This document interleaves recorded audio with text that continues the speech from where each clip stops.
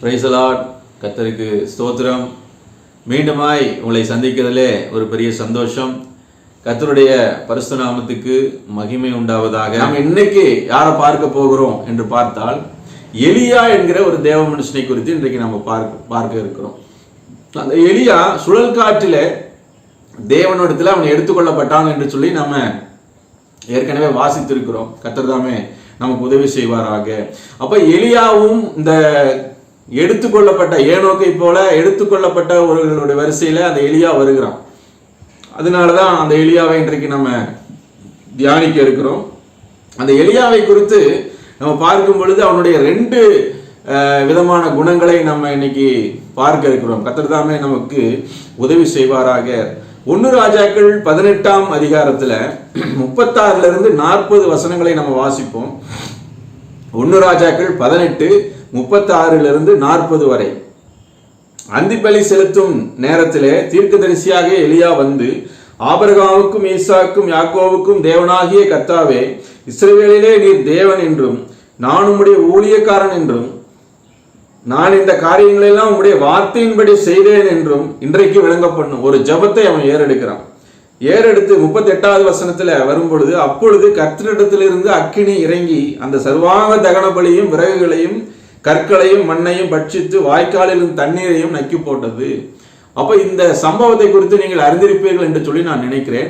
பாகாலுடைய தீர்க்கதரிசிகள் 400 பேரும், அதுக்கப்புறமா தோப்பு விக்கிரகத்துல இருக்கிற தீர்க்கதரிசிகள் ஒரு 400 பேரு, பாகாலின் தீர்க்கதரிசிகள் 450 பேர். இப்ப மொத்தம் 850 பேர் இருக்கிறாங்க இவனுக்கு எதிராக.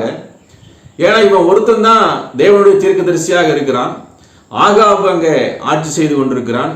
அவன் வந்து தேவனை விட்டு விலகி பாகாலுடைய தீர்க்கதரிசிகளை சேர்த்து கொண்டு விக்கிரகாராதனையை ஆரம்பித்து தேசத்திலே அதை தீட்டுப்படுத்தி கொண்டிருந்தான். கர்த்தருக்கு பிரியமில்லாத ஒரு காரியத்தை அவன் செய்து கொண்டிருந்தான். அப்போ அந்த பாகால் தீர்க்கதரிசிகளுக்கு எதிராக இவன் ஒரே ஒத்தையாள் எலியா அங்க நிற்கிறான். அப்ப சொல்றான், இஸ்ரவேல் ஜனங்களை கூப்பிட்டு, எந்த மட்டும் நீங்கள் தேவனை விட்டு விலகி விலகி போவீர்கள், இன்றைக்கு ஒரு காரியத்தில் நீங்க முடிவெடுங்க. ஒண்ணு கர்த்தரே தேவன் என்று கர்த்தரை சார்ந்து கொள்ளுங்கள், அல்லது பாகால் இடத்துல நீங்க போங்க. ரெண்டுல ஏதாவது ஒரு முடிவை நீங்கள் எடுங்கள் என்று சொல்லி அவன் அங்க ஒரு சவால் விடுகிறதை நம்ம பார்க்கிறோம். அப்படி செய்யும் பொழுதுதான் இந்த சம்பவம் நடக்கிறது. முதல்ல நீங்க செய்யுங்கன்னு சொல்றான். பாகாலுடைய தீர்க்கதரிசிகள் வந்து அதே மாதிரி பலி செலுத்துறாங்க. அந்த பலியை சுத்தி டான்ஸ் ஆடுறாங்க, பாட்டு பாடுறாங்க, எல்லாம் பண்றாங்க. ஆனா ஒரு சத்தத்தையும் காணோம். ஏன்னா எலியா விட்ட சவால் என்ன அப்படின்னா, நம்ம 2 பேரும் பலி செலுத்துவோம், மேடை உருவாக்கி அதுல காளைகளை தகன பலியாக நம்ம செலுத்துவோம். அப்படி செலுத்தும் போது வானத்திலிருந்து அக்கினி இறங்கி அந்த அக்கினி வந்து அந்த பலியை பட்சிக்கணும். அப்படி அக்கினியினாலே உத்தரவு அருளுகிற தேவனே தேவன் என்று நீங்கள் ஏற்றுக்கொள்ள வேண்டும். இதுதான் சவால். அப்போ எல்லாரும் சரி, நல்ல வார்த்தை என்கிறாங்க. 24வது வசனத்துல பாத்தீங்கன்னா 1 ராஜாக்கள் 18:24, அக்கினியால் உத்தரவு அருளும் தெய்வமே தெய்வம் என்றான். அதற்கு ஜனங்கள் எல்லாரும் இது நல்ல வார்த்தை என்றார்கள். ஏன்னா ஜனங்கள் வந்து ராஜா என்ன சொல்றானோ அதை கேட்பாங்க. ராஜா தீர்க்கதரிசி பேச்ச கேட்டா ஜனங்களும் தீர்க்கதரிசியோட பேச்ச கேட்பாங்க. ஆனா ராஜா வந்து பாகாலுடைய தீர்க்கதரிசிக்கு செவி கொடுக்கிறவனா இருக்கான். அப்ப இங்க கர்த்தருடைய தீர்க்கதரிசி ஒத்தையாளா நிற்கிறான். இவனை வந்து என்ன பண்றதுன்னு தெரியாம இவன் அங்கேயும் இங்கேயும் ஓடிட்டு கர்த்தருடைய வார்த்தையை கேட்டு அப்படி நடந்து கொண்டிருக்கிறான். இவனுக்குள்ள ஒரு வைராக்கியம், ஏன் கர்த்தரே தேவன் என்று நிரூபிக்கணும், இன்னைக்கு இவங்களுக்கு மத்தியில் அதை நான் காட்டணும். அப்படி சொல்லும் பொழுதுதான் இது நல்ல வார்த்தை ஜனங்கள் சொன்ன உடனே அதுக்கான ப்ராசஸ் நடக்குது. பாகாலுடைய தீர்க்கதரிசிகள் எல்லாமே செஞ்சு பார்க்குறாங்க. அங்க அக்னியினாலே உத்தரவு அருளுகிறதுக்கு அவர்கள் தேவன் இல்லை, ஏன்னா அது தேவன் அல்ல. அதுக்கப்புறமாக தான் எலியா வந்து அதே மாதிரி காரியங்களை செய்யும் பொழுது 38வது வசனத்தை நம்ம வாசித்தோம், அக்கினி இறங்கி எல்லாவற்றையும் அது பட்சித்து போட்டது. அப்ப ஜனங்கள் எல்லாரும் இதை கண்ட போது முகங்குப்புற விழுந்து கர்த்தரே தெய்வம் கர்த்தரே தெய்வம் என்று சொன்னார்கள்.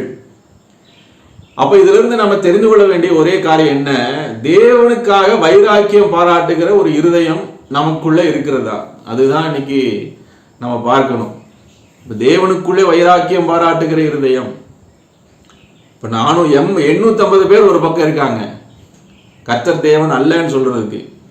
கர்த்தரே தேவன் சொல்றதுக்கு ஒரு ஆள் தான் இருக்கான். ராஜாவும் இவனுக்கு சப்போர்ட் கிடையாது, யாருமே இவனுக்கு சப்போர்ட் இல்லை. அவன் தன்னந்தனியா இருக்கான். இவனுக்கு சப்போர்ட் பண்ணுகிற ஒரே ஒரு ஆள் யாருன்னா அது தேவனாகிய கர்த்தர். வேற யாரும் சப்போர்ட் கிடையாது. ஆனா இவன் இருக்கிற அந்த வைராக்கியத்தை பாருங்க. அந்த வைராக்கியம் தான் அவனுக்கு ஒரு பெரிய பிளஸ் பாயிண்டா இருந்தது. அந்த குணம் தான் நமக்கு இன்னைக்கு ரொம்ப ரொம்ப தேவையா இருக்கு. இன்னைக்கு நம்முடைய வாழ்க்கையில இப்படிப்பட்ட ஒரு சம்பவங்கள் நடந்தால், நம்முடைய உறவினர்கள் யாருமே தேவனை ஏற்றுக்கொள்ளவில்லை, நான் ஒருத்த மாத்திரம் தேவனை ஏற்றுக்கொண்டிருக்கிறேன், கர்த்தரே தேவன் என்று சொல்லி வைராக்கியமாய் நான் நிற்கிறேன், அப்படிப்பட்ட அந்த மாதிரியான ஒரு சூழ்நிலை வருமானா நம்முடைய நிலைமை எப்படி இருக்கும், நாம் எப்படி அதை ஃபேஸ் பண்ணுவோம்னு சொல்லி ஒரு நிமிஷம் நீங்கள் அதை திங்க் பண்ணி பாருங்க. அப்போ அது நமக்கு பெரிய கஷ்டமா இருக்கும். இப்படி நடந்தால் நம்ம அதை நிலைத்திருப்போமா? தேவனிடத்தில் நம்ம அதை நிலைத்திருப்போமா? தொடர்ந்து நம்ம சர்ச்சுக்கு போவோமா? இல்லை நம்ம பின்வாங்கிடுவோமா? இல்லை ஜனங்களுடைய பேச்சை கேட்டு, சொந்தக்காரர்களுடைய பேச்சை கேட்டு, அல்லது ஆஸ்தியும் ஐஸ்வர்யமும் ஒரு பக்கம் நம்ம இழுக்கும் பொழுது அதனுடைய இழுப்புக்கு தகுந்தால் போல நம்ம போய்விடுவோமா? அப்போ தேவனுக்காக எதையும் இழக்கிறதற்கு தயாரானவன். இப்போ இதை இந்த இடத்துல இவன் ஃபெயிலியர் ஆயிருந்தான்னா அத்தனை பேர் சேர்ந்து இவனை கொண்டிருப்பாங்க. ஏன்னா அவங்களுக்கு சப்போர்ட் அதிகம், இவன் தனியாள். அப்ப கர்த்தரை நம்பி கர்த்தருக்காக வைராக்கியம் பாராட்டுகிற ஒரு மனுஷனை கர்த்தர் அவர் கைவிடுகிறது இல்லை. அதுதான் இன்னைக்கு இங்கே நம்ம பார்க்கணும். தேவனுடைய குணம் அது. கர்த்தருக்காக நான் வைராக்கியமாய் நான் நிற்கிறேன், கர்த்தரை விட்டு நான் பின்வாங்க மாட்டேன், கர்த்தருக்காக நான் எதையும் இழக்க தயாரா இருக்கிறேன்னு ஒருத்தன் வந்துட்டான்னா அந்த மனுஷனை தேவன் தலைகுனிய விடுகிறது இல்லை. அந்த மனுஷனை மேன்மைப்படுத்துகிறார். அந்த மனுஷனுக்கு அற்புதமாய் ஆன்சர் பண்ணுகிறார். உடனே அவனுக்கு அந்த ஜெபத்துக்கு பதில் கிடைக்கிறது. அப்போ அவனை கைவிடுகிற தேவன் நம்முடைய தேவன் அல்ல. அப்போ இதெல்லாம் நம்ம இதுல புரிஞ்சு கொள்ளணும். அப்போ அதே நேரத்தில் நமக்குள்ள இருக்க வேண்டியது என்ன அப்படின்னா, அவர் எல்லாவற்றையும் செய்கிற தேவன் தான். ஆனா அவரே தேவன் என்று சொல்லி நிற்கிற வைராக்கியம் நமக்கு இருக்குதாங்கிறதா இன்னைக்கு கேள்வி. அப்ப எலியாவிட்டிருந்து நம்ம கற்றுக்கொள்ள வேண்டியது, ராஜாவே எதிர்த்து நின்னாலும், 850 தீர்க்கதரிசிகள் எதிர்த்து நின்னாலும், மக்கள் எல்லாமே அவங்க பக்கம் சப்போர்ட்டா இருந்தாலும், நான் கர்த்தருக்காக நிற்கிறேன், கர்த்தருக்காக நான் வைராக்கியமான், எதையும் இழக்க தயாரா இருக்கிறேன், எதையுமே நான் இழக்க தயாரா இருக்கிறேன், ஜீவனை விடுகிறதற்கும் நான் தயாரா இருக்கிறேன் என்று சொல்லி ஒரு வைராக்கியம். அந்த வைராக்கியம் தான் நாம் இன்னைக்கு எலியாவினிடத்திலிருந்து கற்றுக்கொள்ள வேண்டிய முதல் காரியம். அந்த வைராக்கியம் மாத்திரம் அவனுக்குள்ள இல்லாமல் இருந்துருந்துச்சுன்னா அவன் ஒரு தீர்க்கதரிசியாக எழும்பி பிரகாசித்திருக்க முடியாது. கர்த்தருடைய அக்னி ரதத்தில் அவன் ஏறி போயிருக்க முடியாது. அப்ப தேவனுக்காக வைராக்கியம் பாராட்டுகிற ஒரு இருதயம் நமக்குள்ள இருக்க வேண்டியது ரொம்ப ரொம்ப அவசியமான ஒரு விஷயமாக இருக்கிறது. ரெண்டாவது குணத்தை பற்றி இன்னைக்கு நம்ம பார்க்கலாம். 1 ராஜாக்கள் 17வது அதிகாரத்துல 1வது வசனத்துல அதை நான் வாசிக்கிறேன். கீலேயாத்தின் குடிகளிலே திஸ்பியனாகிய எலியா ஆகாபை நோக்கி, என் வாக்கின்படி அன்றி இந்த வருஷங்களிலே பனியும் மழையும் பெய்யாதிருக்கும் என்று இஸ்ரவேலின் தேவனாகிய கர்த்தருக்கு முன்பாக நிற்கிற நான் அவருடைய ஜீவனை கொண்டு சொல்லுகிறேன் என்றான். இந்த வசனத்துல தான் முதல்ல எலியாங்கிற வார்த்தையே வருது. அதுக்கு முன்பாக நீங்க படிச்சீங்கன்னா எங்கேயுமே எலியாவை குறித்து வாசிக்க முடியாது. 1 ராஜாக்கள் 17 தான் அந்த எலியா திடீர்னு ஒரு என்ட்ரி கொடுக்குறாரு. அப்போ இந்த இடத்துல ஒரு வார்த்தை அவர் சொல்றாரு பாருங்க, கர்த்தருக்கு முன்பாக நிற்கிற நான். முதல்ல நம்ம பார்த்தோம் எலியாவுடைய அந்த வைராக்கியம். தேவனுக்காக நான் எதையும் செய்வேன், நான் ஒத்தையா இருந்தாலும் சரி, எதையும் இழக்க எனக்கு பயம் இல்லை, என் ஜீவனை இழக்குவதற்கும் எனக்கு பயம் இல்லை, எதையும் துணிந்து அந்த காரியத்தை நான் செய்யறதுக்கு நான் நிற்பேன் என்று சொல்லி அந்த இருக்கிற அந்த இருதயத்தில் இருக்கிற அந்த வைராக்கியத்தை நம்ம பார்த்தோம். அதுல வின் பண்ணினதும் எலியா தான். அதுக்கப்புறமாக அந்த தீர்க்கதரிசிகளை அவன் கொலை செய்து விடுகிறான் எல்லாரையுமே. அதுக்கப்புறமா நிறைய சம்பவங்கள் இருக்கு, அதை நம்ம இப்போ பார்க்க வேண்டாம். ஆனா அதுக்கு அடுத்தது எலியாவுடைய அந்த ரெண்டாவது ஒரு பாயிண்ட் என்ன அப்படின்னா, அவன் இருதயத்தில் அவன் சொல்ற காரியம் பாருங்க, கர்த்தருக்கு முன்பாக நிற்கிற நான். இந்த வார்த்தை எனக்கு ரொம்ப பிடித்தமான ஒரு வார்த்தை. என்ன அப்படின்னா, நம்முடைய இருதயத்துல நமக்கு எப்பவுமே ஒரு எண்ணம் இருக்கணும். என்ன அப்படின்னா, நான் கர்த்தருக்கு முன்பாக நின்று கொண்டிருக்கிறேன்.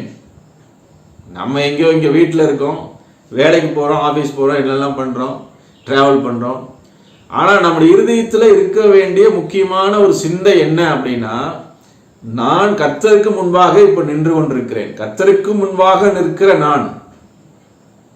இதுதான் முக்கியமான ஒரு நமக்குள்ள இருக்க வேண்டிய ஒரு முக்கியமான குணம். அது ஏன் சொல்றேன் அப்படின்னா, இந்த ஒரு எண்ணம் நமக்குள்ள இருந்தா மாத்திரமே நம்ம கர்த்தருக்கு பிரியமாய் இருக்க முடியும்.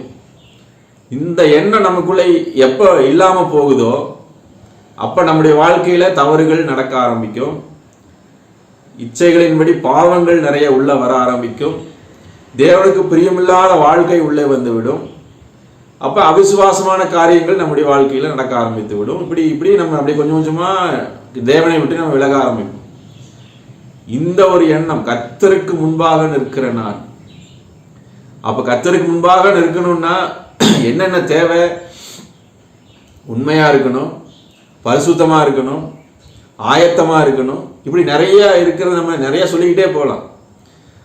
இதுல முக்கியமா என்ன கவனிக்க வேண்டிய விஷயம் என்ன அப்படின்னா, கர்த்தருக்கு முன்பாக நிற்கிற நான் அப்படிங்கிறதுக்கு ஒரு நல்ல ஒரு டெஃபினிஷன் என்னன்னா, நான் கர்த்தருடைய ஊழியக்காரன், ஒரு வேலைக்காரன். ஒரு வேலைக்காரன் தான் ஒரு எஜமானுக்கு முன்பாக போய் இப்படி நிற்பான். எஜமானுக்கு முன்பாக நிற்கிற நான் அப்படின்னா கை கட்டி தேவனுக்கு முன்பாக அப்படி நிற்கிறோம். என்ன எதுக்கு நிற்கிறோம்? தேவன் எந்த நேரத்தில் எந்த வேலையை சொல்லுகிறாரோ அதை செய்கிறதற்கு நான் ஆயத்தமா இருக்கிறேன், என்னை நான் அர்ப்பணித்திருக்கிறேன், என்னை நான் சேவகம் எழுதி கொண்டிருக்கிறேன்.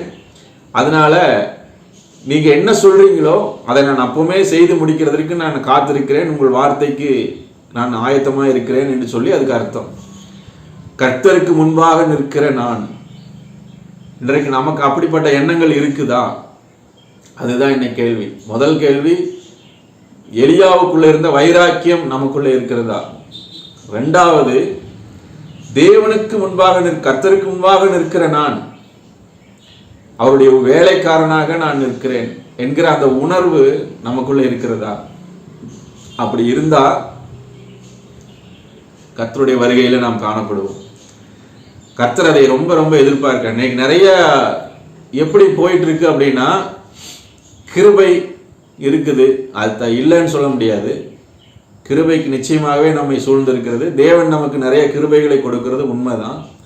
பாவம் பெருகின இடத்துல கிருபை அதிகமாய் பெருகினது உண்மைதான். ஆனால் அந்த கிருபை எதுக்காக அப்படின்னா, நாம் பாவத்தில் விழாமல் இருந்து நம்மை நாம் காத்து கொள்ளுகிறதற்கு தான் அந்த கிருபை.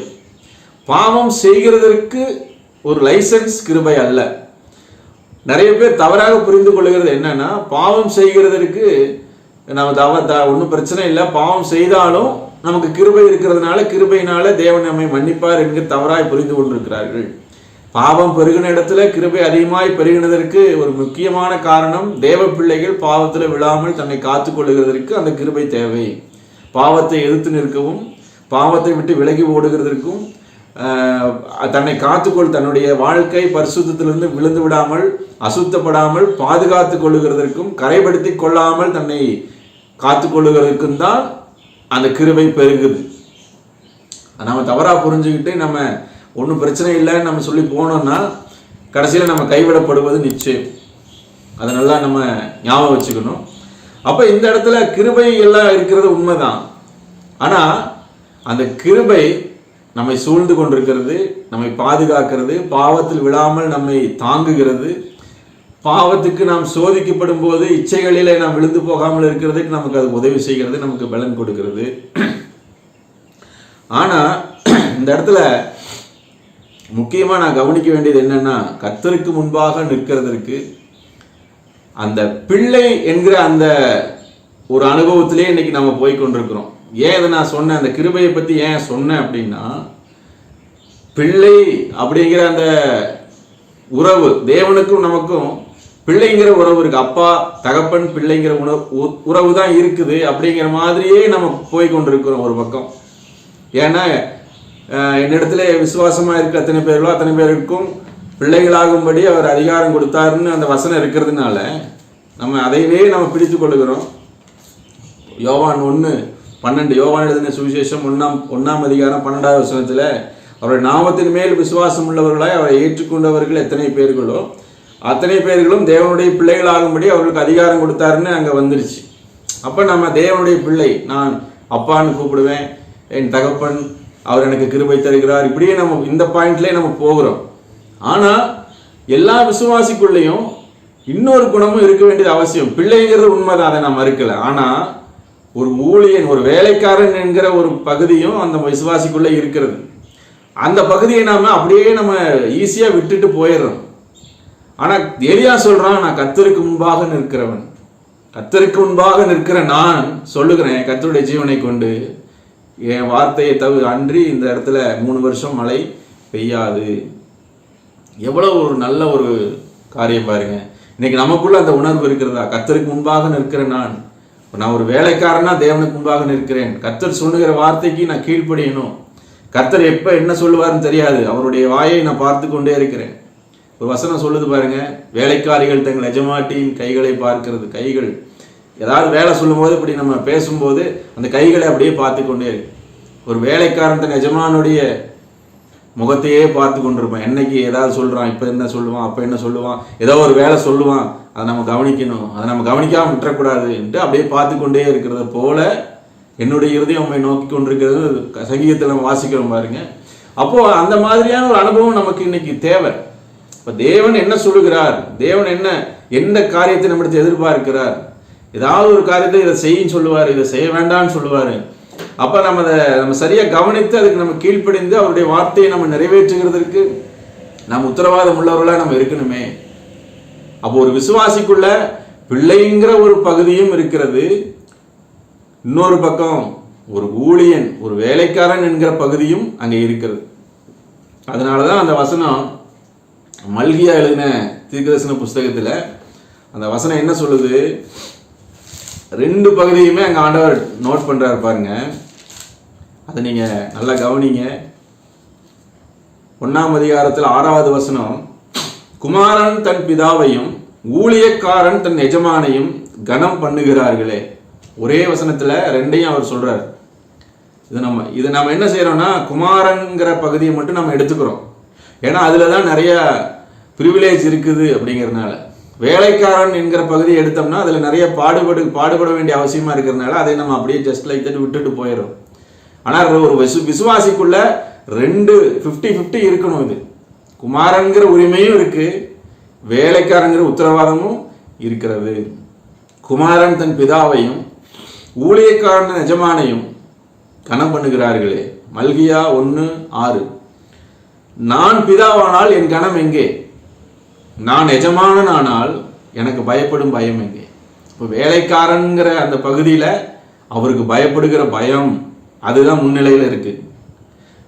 குமாரன் என்கிற அந்த பகுதியில தேவனை கனம் பண்ணுதல், பிதாவை கனம் அதான் கேட்கிறாரு. பிதான்னு சொல்றீங்க, என்னை கனம் பண்ண மாட்டேங்கிறீங்க, என்னை எஜமான்னு சொல்றீங்க, ஆனா எனக்கு பயப்பட மாட்டேங்கிறீங்க. அதை தான் ஆண்டவர் கேட்கிறார். கர்த்தர் தமது நாமத்தை அசட்டை பண்ணுகிற ஆசாரியர்களாகிய உங்களை கேட்கிறார். அசட்டை பண்ணுகிற ஆசாரியர்கள். இன்னைக்கு நம்ம சொல்றோம், நாங்க ராஜாக்களும் நாங்களே, ஆசாரியர்களும் நாங்களே. பாட்டெல்லாம் நம்ம நல்லா பாடுவோம், ஏன்னா வசனம் அப்படி சொல்லுது. உங்களை ராஜரீக ஆசாரிய கூட்டமாகவும் பரிசுத்த ஜாதியாகவும் உங்களை தெரிந்து கொண்டார், அவருடைய புண்ணியங்களை அறிவிக்கும்படி பேதுரு தன் நிருபத்தில் எழுதுறார்.